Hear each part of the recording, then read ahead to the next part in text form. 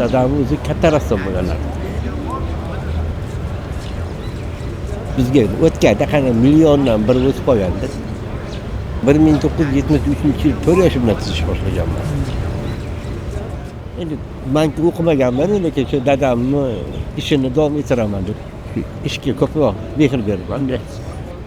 İnsanın gapi, ichki hissiyoti, xarakteri ham rassomchilikni aynib tashlaydi.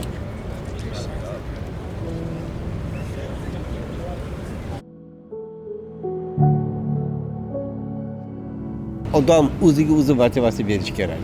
Men ijodkorman, men hali yoshman, hali ko'p ishlar qilishim kerak deb o'ziga o'zi motivatsiya bersa, u hech qachon qarimaydi.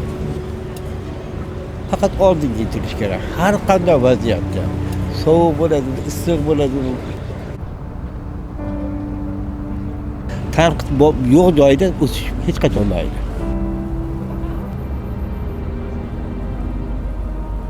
Men zo'r rassomman dedimmi, bo'ldi, u rassom bo'lmaydi. Shunaqa bo'lishi kerak, rassomchilikda rassom degani qalbi toza, musofo, osmonday beg'ubor bo'lishi kerak.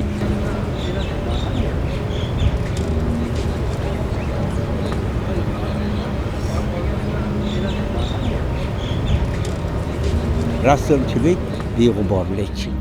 Rassomchilik o'ziga bo'lgan ishonch, san'atning eng qiyinlaridan biri rassomchilikdir edi.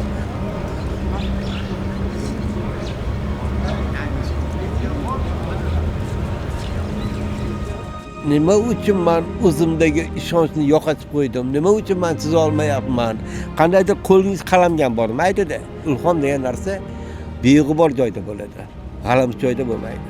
O'zingizdan yosh bo'lgan insonlarga bitta maslahat bera olasizmi? Maslahatim qancha kamtar bo'lsa, shuncha o'sish bo'ladi. Men u rasmni zo'r chizdim deb manadiglar oldida o'zini katta olmash kerak.